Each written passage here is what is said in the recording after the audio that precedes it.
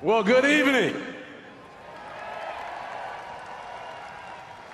To all the family and friends and lovers of football all across America and the world, thank you for being here today. I'd like to start by sharing a passage from the Bible that I've leaned on and counted on and trusted with all certainty through the years. And that would be Philippians 4:6. And it says, "Be anxious for nothing, but in everything by prayer and supplication, with thanksgiving, let your requests be known to God." I was first nominated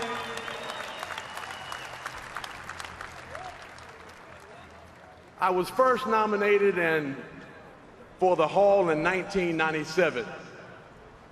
20 years later, be anxious for nothing. The Hall of Fame was dropped on the shoulders of Kenny Easley like a pair of shoulder pads. Some folks said I deserved to be in the Hall earlier. I don't believe that. Others said maybe he didn't play long enough. I don't believe that either. But my pastor, Tyrone Armstrong, here today, somewhere right down here, he said many times, there is a season for everything. And while we sometimes try to figure it out, God has already worked it out.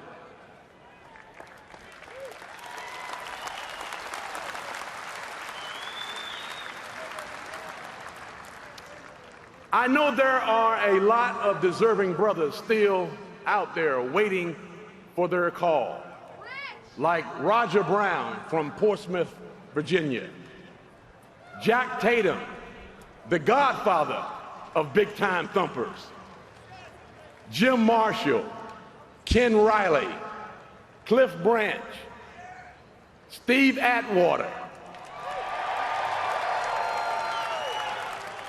I thought you would like that one. Sean Alexander, Brian Dawkins, John Lynch, Jacob Green, who 30 years removed from the NFL is still the Seahawks' all-time sack leader. Jacob is right down here today. And Dave Craig, 19 seasons in the NFL. Now, who would have thunk it? But there are perhaps hundreds still waiting. So I say to you, my brothers in waiting, be anxious for nothing, but in everything by prayer and supplication, with thanksgiving, let your requests be made known to God. And watch what God can do for you. Listen, he may not come when you want him, but he's an on-time God. Thus I have learned in whatever state I am to be content. You see, this joy I have tonight, the world didn't give it to me, and the world sure can't take it away.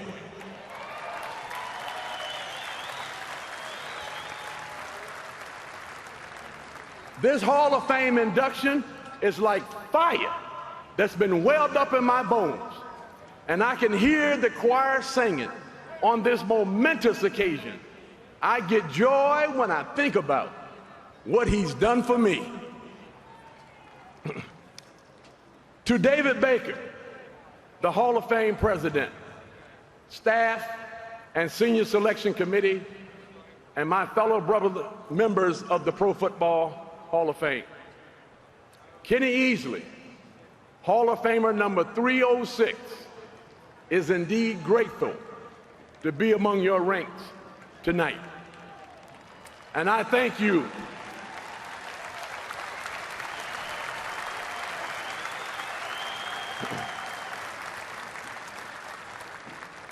And I thank you for welcoming me into your exclusive club.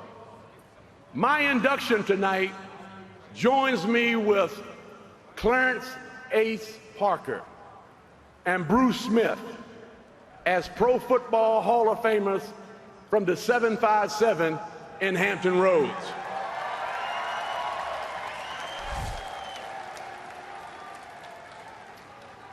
To my fellow class members of the 2017 Hall of Fame, Mort Anderson, Terrell Davis, Jerry Jones, Jason Taylor, LaDainian Tomlinson, and Kurt Warner could be the start of a pretty good team. Wouldn't you say so, Jerry?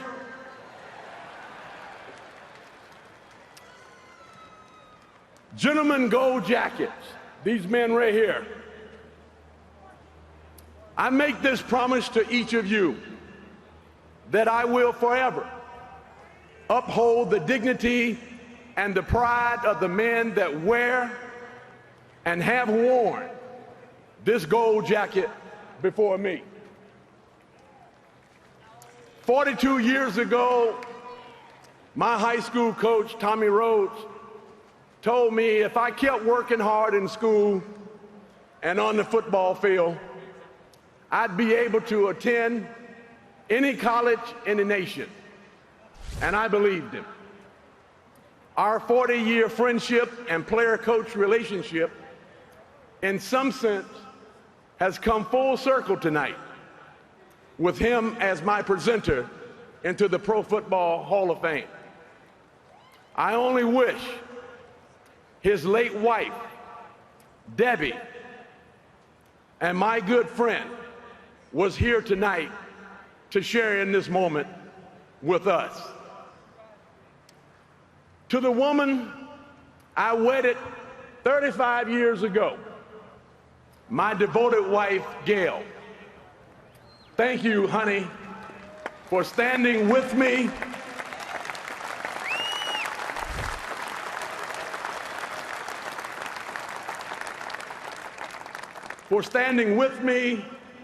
beside me, sometimes in front of me, but always behind me. Together we raised 3 unbelievable children: Kendrick, the thinker; Gabrielle, the adventurer; and our final issue to the world, Jordana, the maestro. Some have said the wealth of a husband and wife lies in the quality of their children. If true, then Gail and I are wealthy beyond measure. Thank you.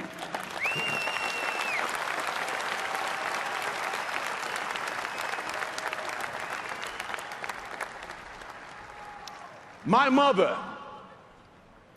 fell ill last week and was unable to be here tonight to witness her firstborn become Pro Football Hall of Famer number 306.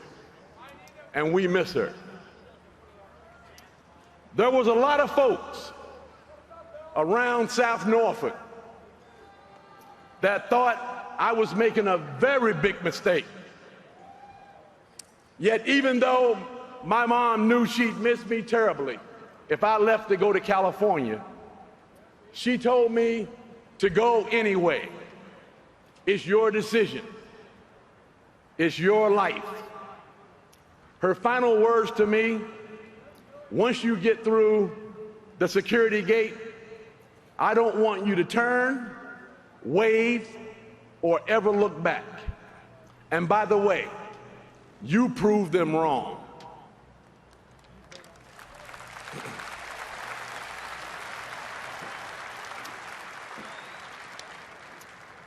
To my deceased father, Kenny Sr., All I can say is that you were right.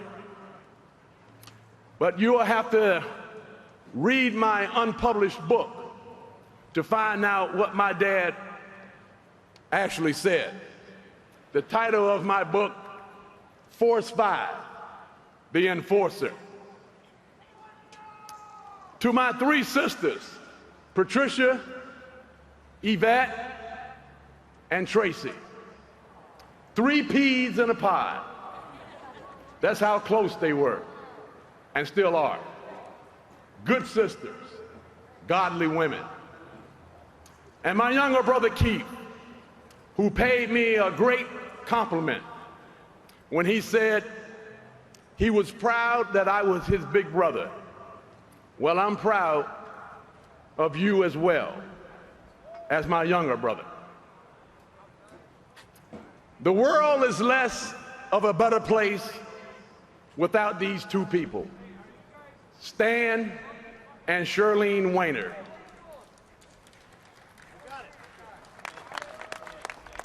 They're no longer here with us, but were my surrogate parents and family in Los Angeles. I miss you, I love you, and thank you both. Gary Singer and Ryan Wanger, I know you're out there somewhere. Thank you for being here tonight. To all the family and friends that have pressed their way to Canton this evening, from Virginia,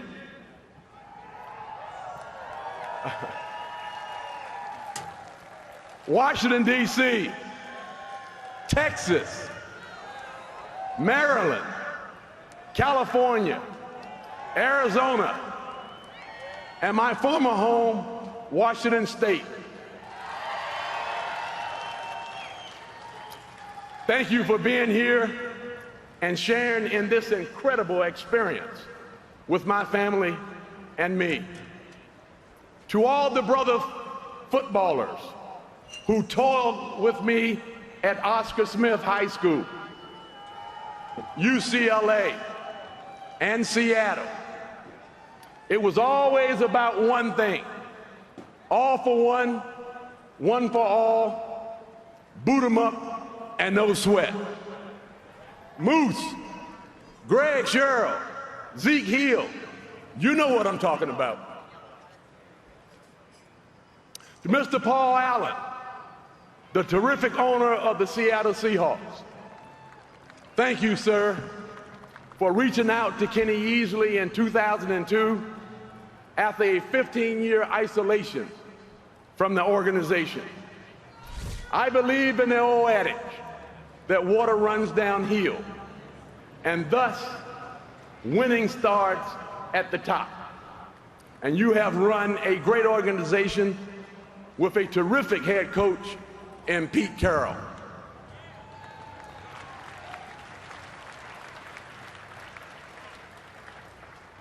How about the Seahawks back to the Super Bowl in 2018?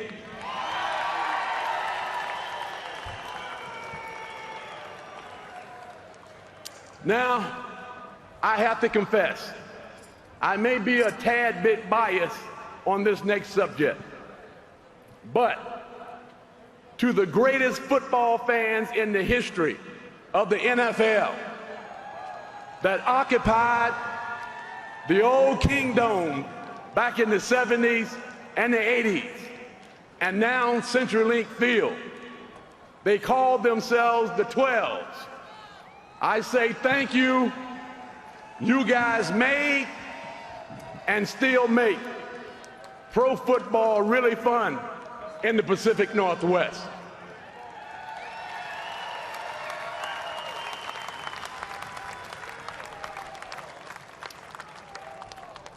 Mama Baloo, I know you're out there somewhere. You were a part of something back in the 70s and the 80s called the Wave. Well, I'm going to ask you a favor.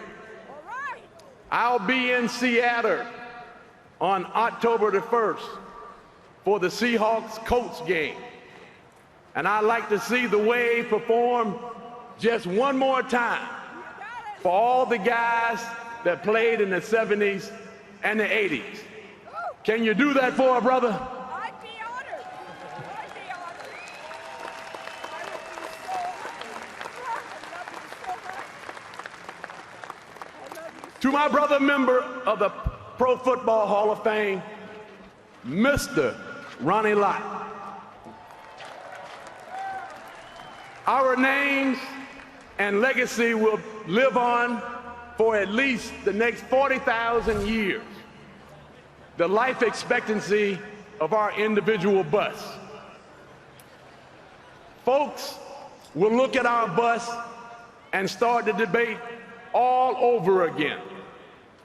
Who was better, Ronnie Lott or Kenny Easley?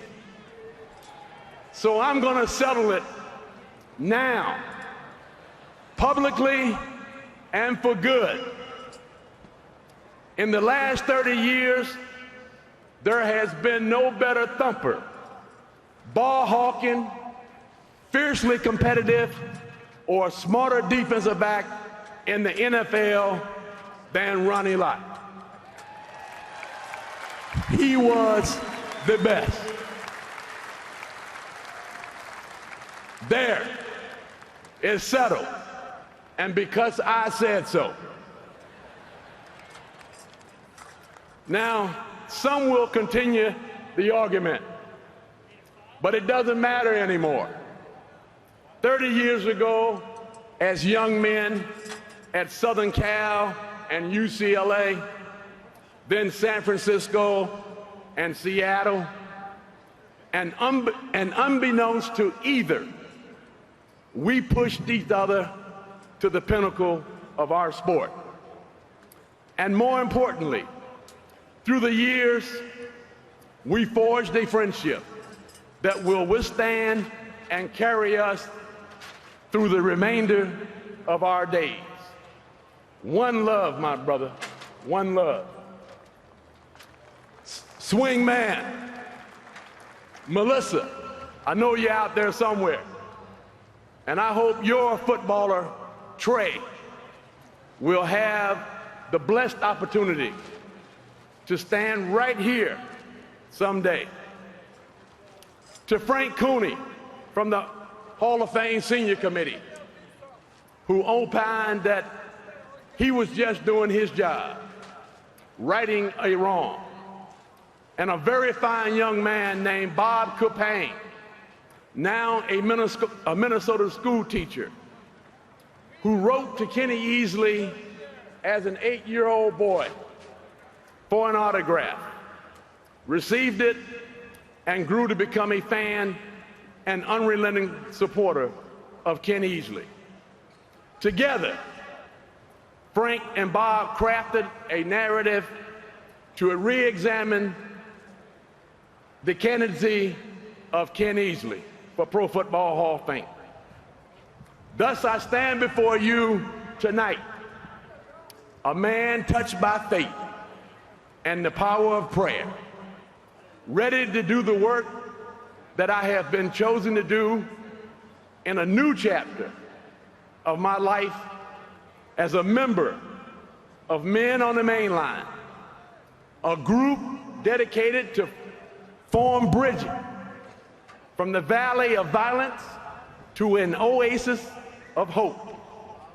Please check out faithhasme.org. As such, please allow me this opportunity and this moment for a very serious message for which I feel very strongly about. Black lives do matter.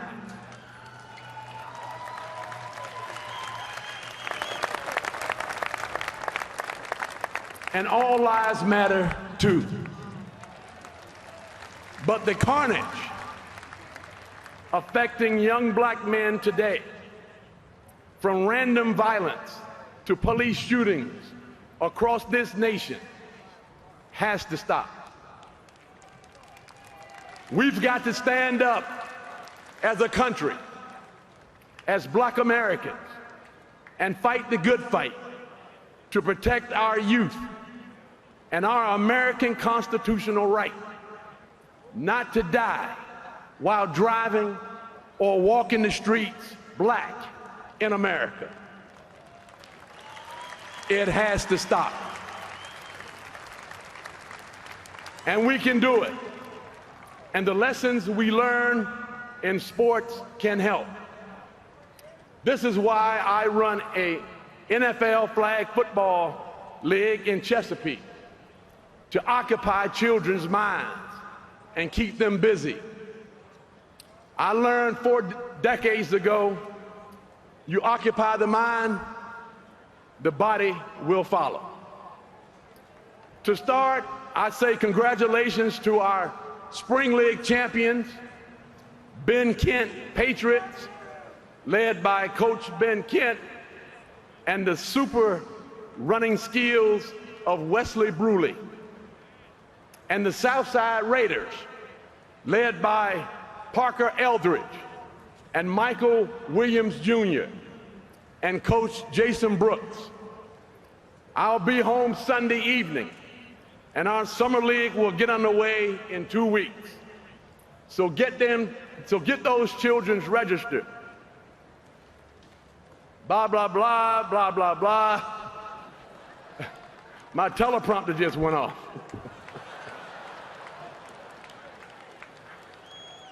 So that means I have to cut it short. So thank you very much, and have a good evening.